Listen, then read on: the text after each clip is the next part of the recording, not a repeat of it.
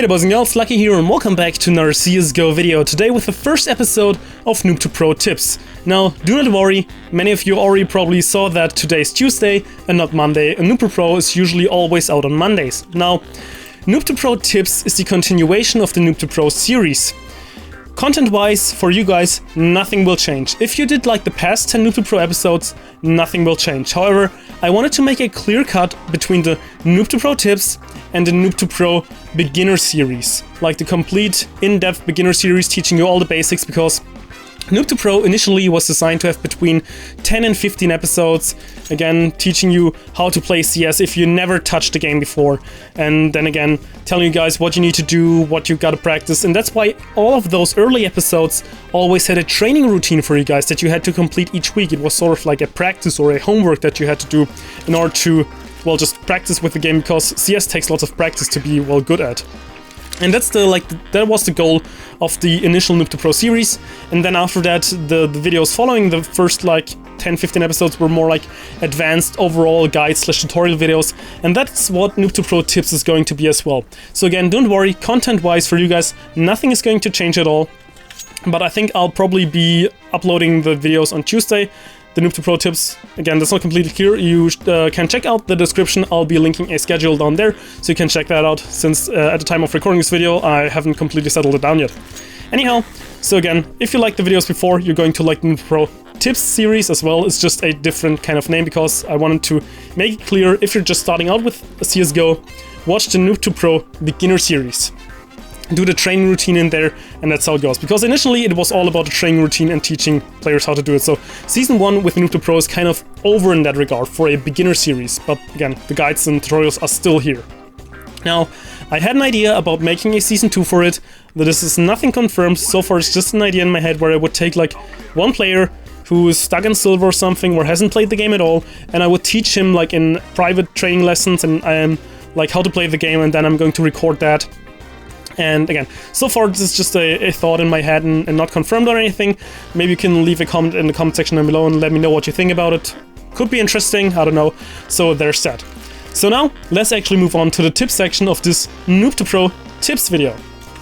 Now, in the last video about the different mouse grip types, we of course had the palm grip, the claw grip, and the fingertip grip.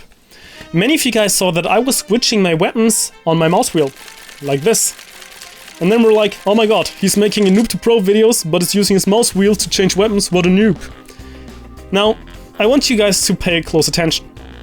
You can see that if I'm scrolling up and down, it's only switching between the secondary and the primary.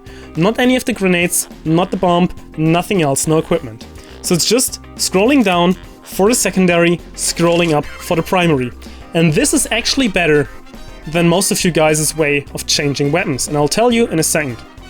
Now, many of you might now say, well, if I have to scroll right here and change my weapons, I'm not ready to fire yet. However, the deploy time, so I'm spamming just the key right here, is a lot longer for you to see. I'm already tapping it. There's a deploy time, meaning that you won't be affected by that. You won't take longer to shoot at enemies.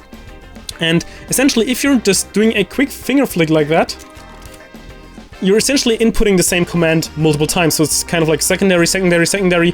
However, it already does deploy it at the first count, so you gotta regard it more like a button. And it's also very precise, because you just gotta move it into one direction. It's not like you have to hit the perfect tick or something like that, or you're afraid of over-scrolling. There's just up and down. It's like a button, essentially. Now, why is this better? Or just in general, why is having it on the mouse better than having it on the keyboard? Of course, the main issue is always movement. Movement is so extremely important in CS that if you're trying to move around and you're just walking, strafing, strafe jumping, whatever you're doing, however you're using then your left hand, again the camera is inverted, so this looks like my right, but it's my left hand, to switch your weapons, like right here, like I'm switching to my knife on Q. And if I'm doing that, I gotta let go of my A key, meaning while I'm switching to my knife, I cannot kind of strafe to the left side. That doesn't work. So I'm kind of handicapping my movement in that way. And if you're switching your weapons on the kind of the 1, 2, 3 on the number buttons, you're doing the same thing. You're always kind of restricting yourself from pressing either A, W, S, or D. And by doing so, you're kind of making your movement more inconsistent. So I would highly suggest to you guys, if you're not one of those guys who's always trying to bunny hop on his mouse wheel, and I explained in another video why that's not really working in CSGO anymore, you can try and give it a try. To scroll your weapons right here, or even on the side buttons. For example, also important tip, put every grenade, like right here, there's on my mouse wheel, I got the normal one. Then on my side button right here, I got a flashbang. On F, there's a smoke. On 4, I got a Molotov. So you want to have a designated key for everything. You do not want to scroll through things, that's right. However, using the scroll wheel, essentially like a button, is more effective because you can still run around, you can still strafe and strafe jump. So I can only suggest it. And this was the small little, again, just a small little tip for this episode, kind of clearing up the problems that some people had with the last episode, since this was mainly also explaining that it's now going to be Noob to Pro tips and not the normal Noob to Pro series anymore. But again, if you did like the past 10 episodes, nothing for you will change besides the name. So yeah, I hope you enjoyed the video, and I think it's pretty all for now, so luckySkillFaker out.